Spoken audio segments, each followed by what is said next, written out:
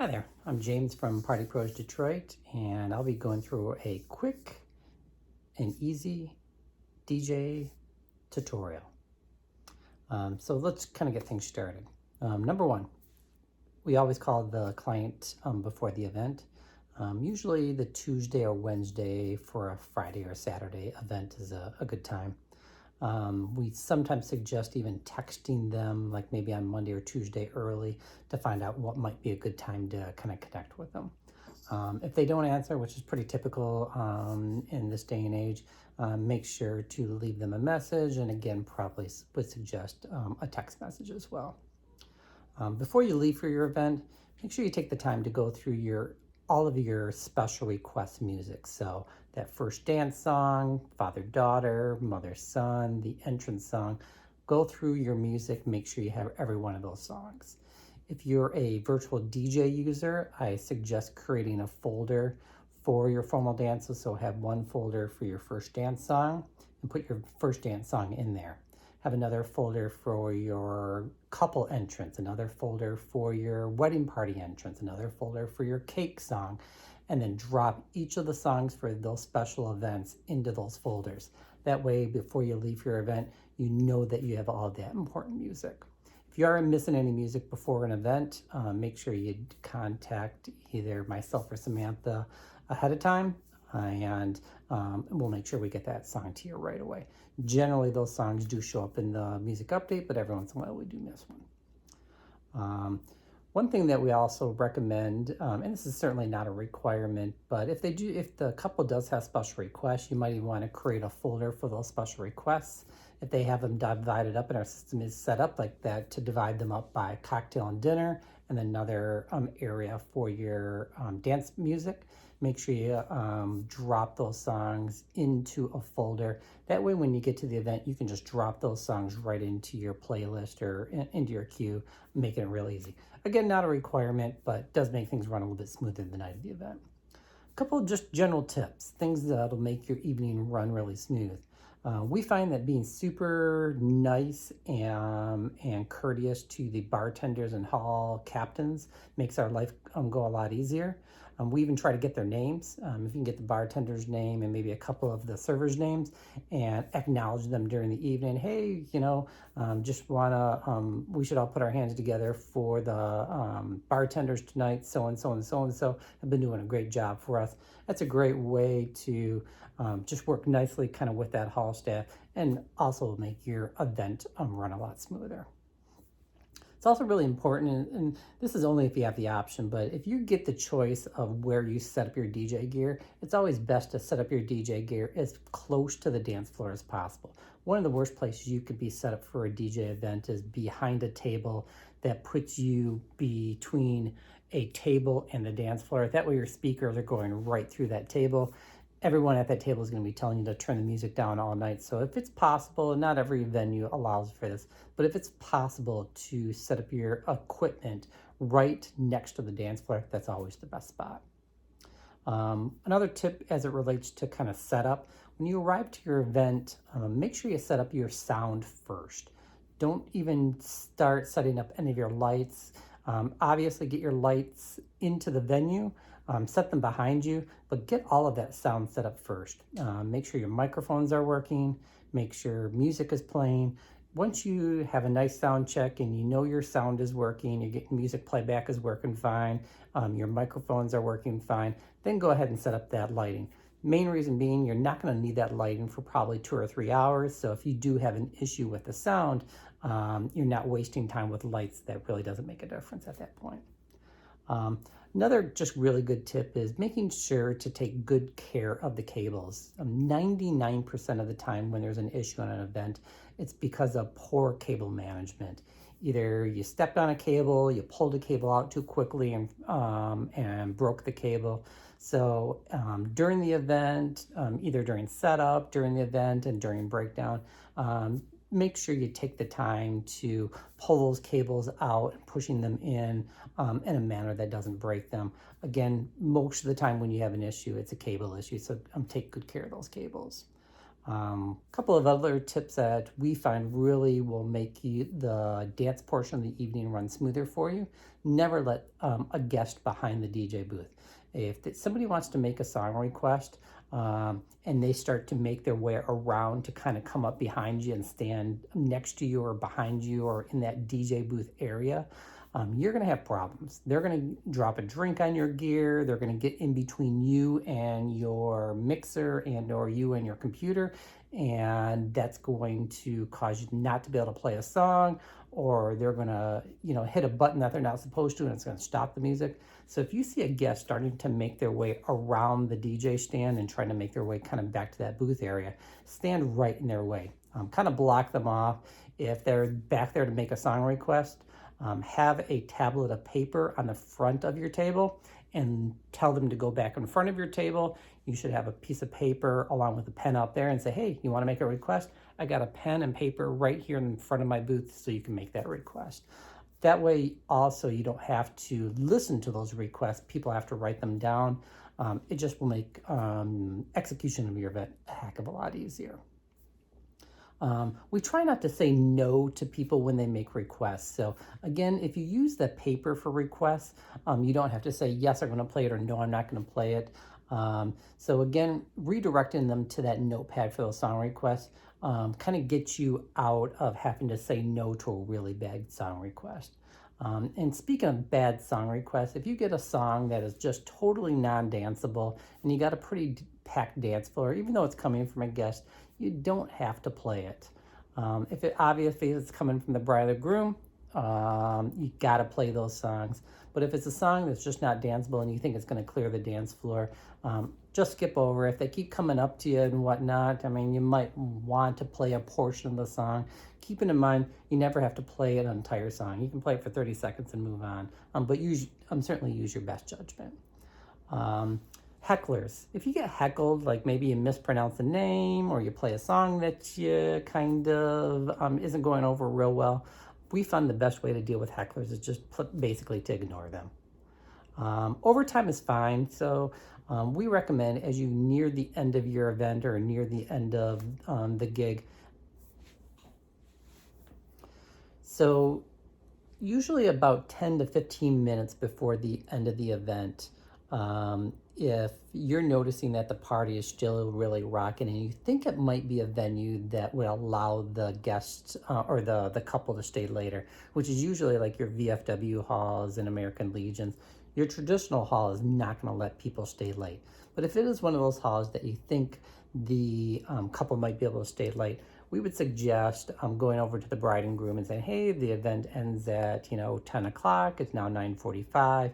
Just want to make sure there wasn't any last minute songs you want to squeeze in before the end of the evening, and if you did want to extend the time frame.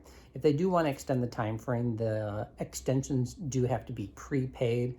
So what you need to do is get a credit card from that couple right at that point. Best way to do it is take a quick picture of the credit card, both front and back, and then text that over to us and we'll charge the credit card for you. If you have any questions about that, make sure you text us during the event. And you can always call or text. Our hotline is 586-446-8499. Some other things to kind of keep in mind is if you do make a mistake at an event, let's say you stop a song before it ends, or you play the wrong song at the wrong time, you mispronounce a name, these things happen. Just make fun of yourself and move on. Usually we'll say something like, hey, luckily my mistakes are free tonight, or hey, let's try saying that again in English. Best way to kind of recover from those mistakes is just to make fun of yourself and move on. Don't let it bother you. Everyone makes mistakes.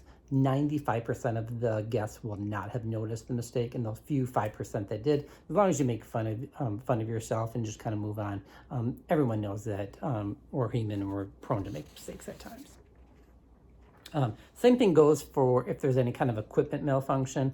Let's say there is some malfunction with the power and a song drops out, or maybe it's just a bad song, kind of in the database, which happens every once in a while.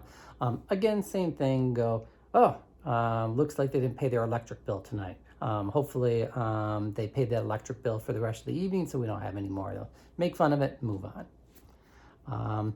One thing that we do request that DJs do kind of during that first hour, hour and a half of the event, usually before the bride and groom have arrived for that grand entrance, is just doing a quick welcoming or introduction. During that welcoming or introduction, you'd like to kind of welcome everyone to the event, something to the effect of, hey, welcome everyone to the wedding reception of bride and groom, put their names in there. Point out, to guests where the bar is. Maybe there's some appetizers being served. Let people know where that's at. If there's a gift table, let them know where that is. Restrooms, those kinds of things. Guest book. Just kind of giving people a lay of the land where things are at. This is also a great opportunity to introduce yourself and introduce that you're from Party Pros Detroit. Obviously, when the wedding party intros happen, it's really important to kind of give guests a heads up. We usually like to give people like maybe a 10 to 15 minute warning when those things are kind of coming up. So if you're 10 minutes away from the introductions, 15 minutes away from the first dance, kind of make those announcements. That way, if people need to go have a smoke, get a drink, use the bathroom, they know that that stuff's coming up and aren't going to miss those. And again, doing that throughout the evening, we usually like to give people 10 minutes for every activity, whether or not it's the first dance, the bouquet, the garter, those little warnings or this is kind of coming up things. People really enjoy that.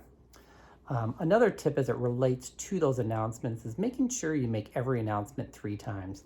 The first announcement that you'll make, the guests will probably pick up somebody's talking. Second time you make that announcement right in a row, they will start to pay attention.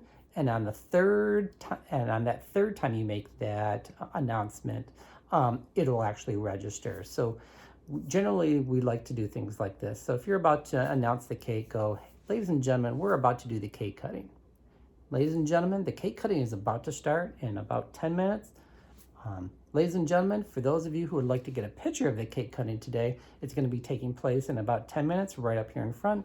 Please do let the photographers kind of get... So obviously we're making the announcement 3 times right in a row, but I do try to kind of vary up my wording so it doesn't sound totally robotic and kind of the same that way. So when it is time to do the introductions, grab your paper and pen that has all the names of the introductions in the song and a clipboard and bring them out to the hallway where the bride and groom are kind of positioned along with the wedding party. Get everyone lined up in the order that they're going to be introduced, making sure, the bride and groom, all the wedding party, bridesmaids and groomsmen are all lined up kind of shoulder to shoulder. And put them fairly close to the door, obviously just far enough back so that guests kind of can't see them. And then give them some instructions as it relates to kind of what's going to happen next. Make sure you tell all of the wedding party, along with the bride and groom, to wait until they hear their names before they enter the room. Tell them exactly where they're going to be walking to. Let them know that, hey, as soon as you walk in, you're going to see a dance floor. Walk across that dance floor. And as soon as you walk across that dance floor, you're going to see the head table and just stand somewhere around the head table. We usually tell them not to worry about trying to find their seats and that kind of thing. Just tell them to position themselves somewhere around that dance floor or that head table, and they'll be fine. And also let them know that, hey, there's going to be a lot of cameras and video and stuff kind of going. People are going to be taking your picture and taking videos as you make your way in. We're going to have some rock and music kind of going in the background. So during this introduction, we'd recommend that you try to dance on your way in, make sure you're smiling, give people a heads up, let them know to have some fun on their way in. So a couple of things just before the introductions. We usually like to try to kind of get people hyped before the introductions. So just before the introductions, we usually like to say, hey, ladies and gentlemen, we're just about to bring in the wedding party along with the bride and groom. Can we hear you out there? And people will clap a little bit. And usually we'll say something to the effect of right after that, well, that was pretty good, but we want that entire wedding party that's all the way out in the hallway, down the hallway to hear you. Let's try that again to really start to kind of get things kind of hyped up and whatnot. it's up to you. Some DJs like to have the guests all stand up for the introductions. Other DJs prefer that people are seated. It's kind of up to you what you're more comfortable with. It is a little bit more exciting if they're standing because it has kind of that impact. The only problem with people standing during the introductions is sometimes it can create difficulties for the couple to kind of, or the wedding party to walk their way through. So if it's a really tight room, I might suggest kind of letting people kind of remain seated. But if it's a pretty open room, then having them stand up. Other things you can add to it is have people pick up their napkins, and while the wedding party is being introduced, kind of waving those napkins up in the air. There's different things you can do to, kind of crank things up and make it fun. Another thing to kind of keep in mind, oftentimes parents are introduced, and parent introductions, I shouldn't say oftentimes, most of the time parents are not introduced.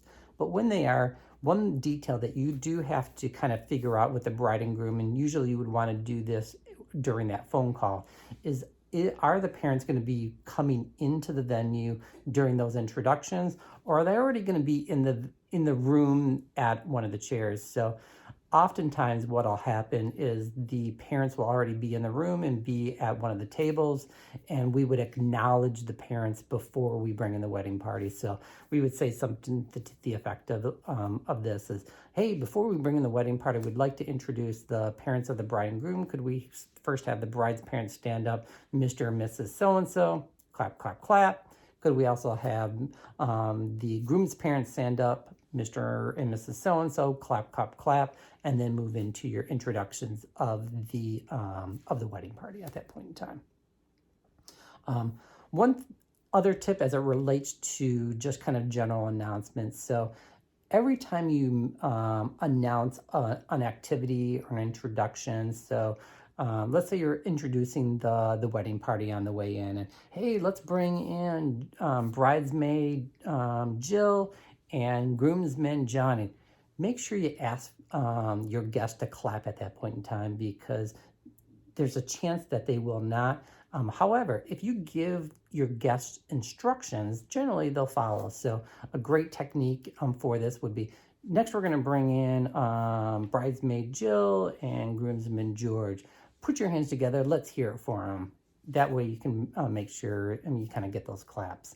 Same thing when it comes to like the first dance, father, daughter, mother, son. Make sure that as those songs kind of come to an end, ask the guest to kind of clap for those activities.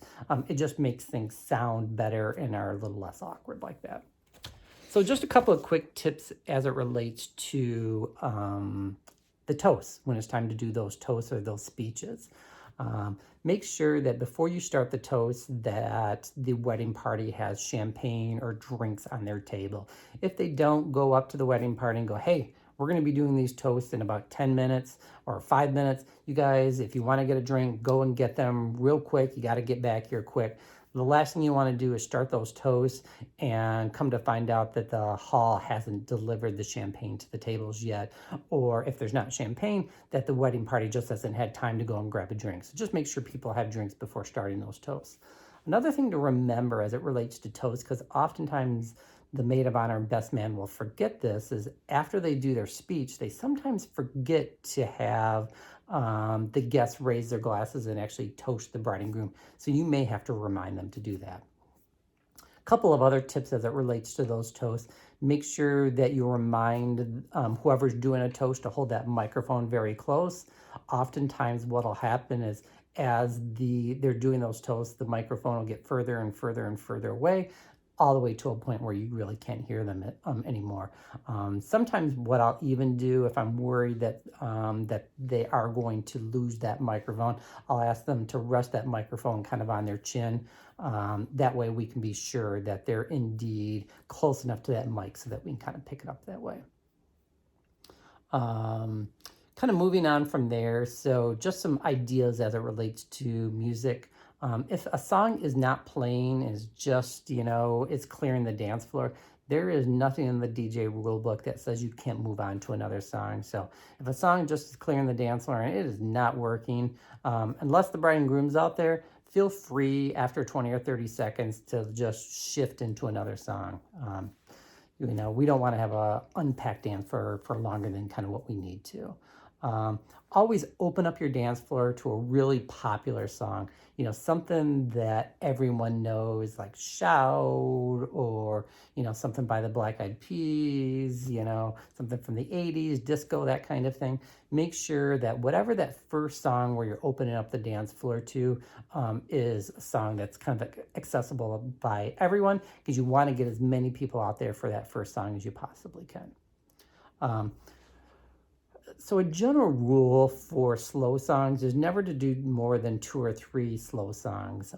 Also, if your dance floor is just dying and you're losing people and you're just there's not a whole lot of people on the dance floor, a good way to kind of get people back onto your dance floor is to do one of those slow songs. So, you know, if your dance floor is just kind of dying out, throw a couple of slow songs in there. Maybe that'll get some people out, and then maybe follow it up with some kind of oldie, because generally the slow songs are going to be your older folks coming out there for those, and then maybe transition out of those slow songs with something from like Motown and that kind of thing.